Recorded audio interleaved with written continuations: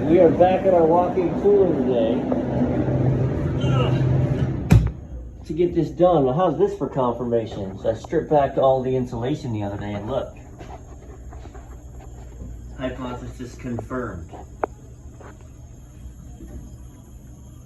The temperature change is happening here. You are choking down. You have a restriction right here. So this is what we're here to torch out today. I'm contemplating a science experiment. I've got some shark bite quick connects that instead of torching that out, I'm thinking of cutting it out, pulling it down, shark biting it together. I haven't decided yet. It'd be real nice to not have to get out the torches. This is the only place I have to torch. This is it, right here. But yeah, that's awesome. That is awesome to tell me we got it right on the diagnosis. Which I didn't doubt anyway, but it's good to visually see it. So, all right, here we go. So, since this unit, I don't have a refrigerant question as far as the quality of the refrigerant. Is it contaminated? Do we have a failure? We've just got that pinch downstairs. So I'm going to try and save as much of this refrigerant as I can to save the customer the money. So I seated that valve on the receiver, okay, so that I closed off the receiver. Then, while the unit satisfied downstairs, I held down the contactor. I made the compressor run. So since we're satisfied downstairs, that solenoid is closed. So my suction line, granted it's not bringing much up, but I let it run for just a small amount of time so that we could draw out as much of the refrigerant from the evaporator as we could while not refilling it. So that I'm parking most of the Freon in the receiver, and that should be all she wrote. So I'm still gonna have to recover from this side to get what's in the evaporator. But beyond that, I will now be able to do my work downstairs using the solenoid valve on this end. Oh, you know what? I'm not gonna be able to, because I'm gonna cut all this 20 foot of line. Boo. All right, we can shut it off with the king valve. Shut it off there. Yeah, okay, well, let me get my brain right again. This is why I talk through things with you. I'd have been wondering why we recovered so much gas. Sit tight. Were all of you professionals yelling at me? Should have been. That was a test. Good job. No, I'm dumb. My brain is not working right. My solenoid's on the liquid line going down. I was like, oh no, yeah, no, I gotta shut this off. I don't. My solenoid is gonna do just fine because all I'm severing is this. So we're gonna start the recovery, leave this alone. I mean, there may not actually be a ton of gas in that receiver because the evaporator isn't sending it back very well. That's the whole reason we're here. But we'll save them what we can. All right, let's talk shop for a minute. So I cut that out, and I cut it from the top, and then I ran the existing line set that was there down. I pulled the insulation, so it's up top. We'll put it on the bottom once we're done. But, so yeah, this, let me blow through it. Barely. I mean, that should be a tube. That should be no different than just blowing through a straw. There shouldn't be a restriction in that. And there's a lot of one, so. It'd be awesome to pull that apart later. Let's talk about this guy. I've always looked for an excuse to use one. I don't feel like I should trust it. It's a shark bite refrigeration valve. But this is a suction line on a cooler, so you're literally going to be running 65 psi. It blows my mind that this thing says it's good for 407, 410. Like, really? So you're going to put 250 psi on the low side. You can put 400 on the high side. That's crazy. So, but it's pretty great. The directions are crystal clear. It actually gives you windows to see that it's seated all the way. That's how you know. You clean the stew out of this. Right, we're gonna clean it, deburr it, slide these guys on, and we're gonna roll. So, the argument could be made, well, wait, I'm getting rid of an access port. That's correct. I've got a service port up top. It is nice to have one right here, but I'm gonna give that up for this, for not having to bring the torch in. Any of you torchers out there know what I'm saying? You put an oxyacetylene torch anywhere near these things, like if I had the torch in here, I would wrap that up with wet rags. Just being within 2 feet of that thing will pop, and then we'll go. So, not even bringing the torches in this box. We're gonna roll with this.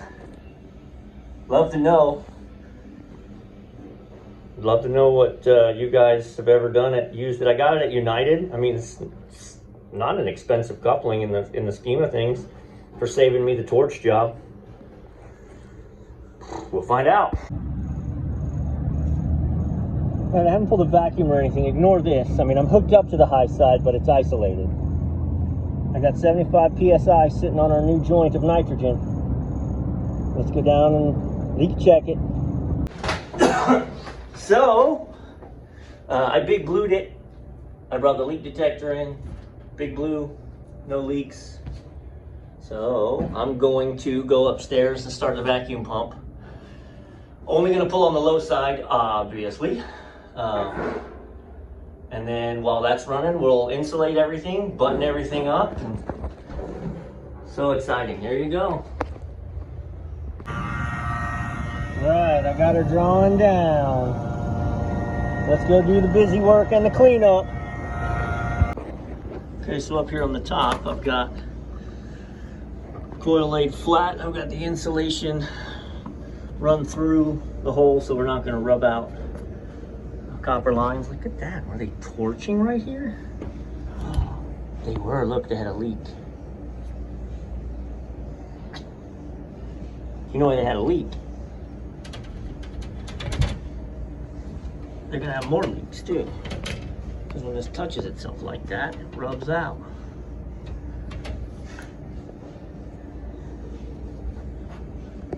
These people are pretty terrible. So, all right, let's go insulate the bottom.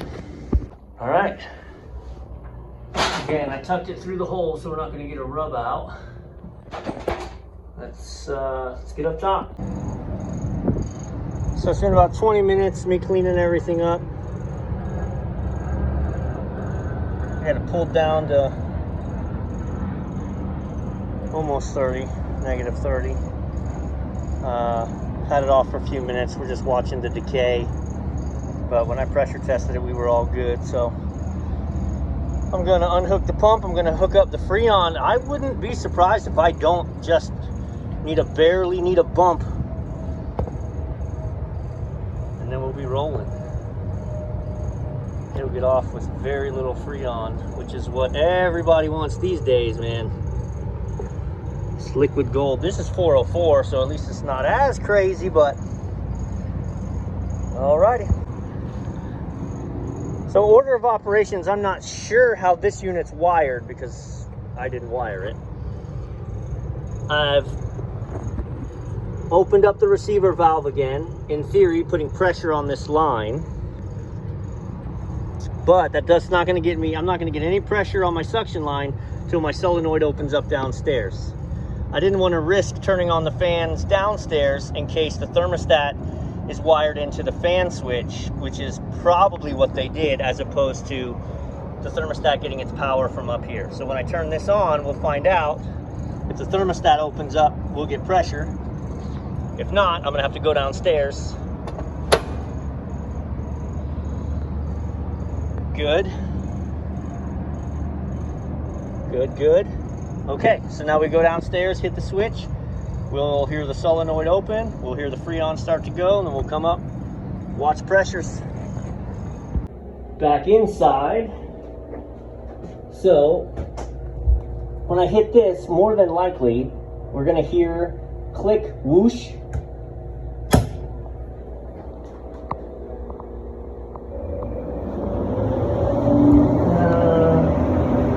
Yeah, we're getting power to the side there.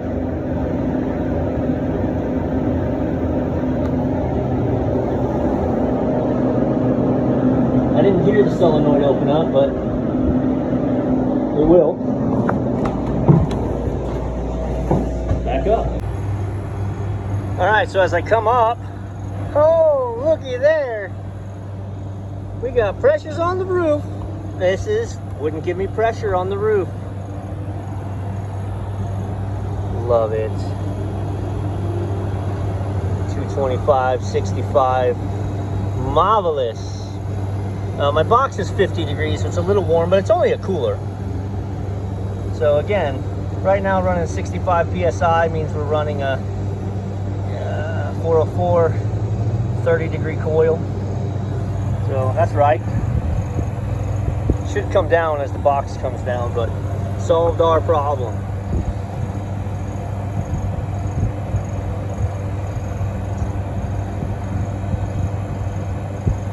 Bangarang. All right, I'm gonna leave my gauges connected, but I'm gonna go ahead and button up everything else we can, because I want to watch the pressures as it pulls down. I'm gonna start unloading all the stuff from the roof, keep an eye on our freon levels. Ooh, you can see the sun just came out. Hello. I'd like a nice stormy day. Well, no, let me not. I'd like a nice cloudy day. All right, rolling. All right, the box is already 42. Yeah, this is dropped perfect. Like 22-degree coil. Sight glass is clear. Oh yeah. We weren't getting this last time we were getting anything back. So, we're gonna unhook, wait for it to hit 34. This one's a wrap. Okay, so she's cycling 34, 39, which is what a cooler should do. This manager is requesting that I make this 32. I'm advising him against it. He's worried because he was losing, he was losing product. Kudos to him. He was checking it, it was out of temperature, and so he's worried that, but it was out of temperature because it would spend all night at 43, 44. But, I'm going to show you how we do this. It's jammed in here, so it sucks, but here we go. So let me go back again. Right now it's 36. I've already changed it, but I didn't show you, so I'm going to show you. We're going to hold that. TS is temperature setting. We're going to hit that. It's now set for 32. Okay, so we're going to go back. Yep. Going to hit differential. 2. Absolutely not. If it wants 32, we're going like 6. 32, 38, 32, 38. If you don't do that, this unit's going to run all the time. It's going to freeze up. But I'm going to do what the customer wants done to the best I can. So 32 at 6 means it's going to drop to 32 and it's going to go up to 38. Okay, I'm going to hit back. Now you're good. That's what he's set for. There's no defrost heater on this because it's a cooler. It's not meant to be 32. It's meant to be 34. And then all of your time above, when the unit satisfies at 34, then you have from 34 to 39 that the fans are running, melting the ice, but the compressor's off. In this case, the compressor's going to run a whole lot, and I would bet a week, 10 days, this box will be frozen up. It'll be losing temp. I'll shoot the video.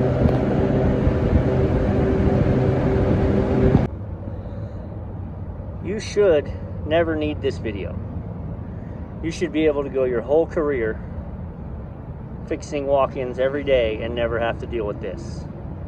Because the only reason we have to deal with this is some jackleg cross-threaded it from the beginning. You can see that. They're not in line. And once it pierces, you can't undo it. So they were stuck just forcing it in until it leaked as little as possible. and they gooed it all up to slow the leak and let it ride.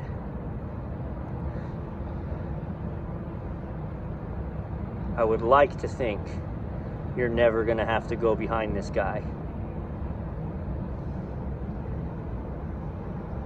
And I know this guy isn't watching, because guys who would do this don't care enough to watch and learn.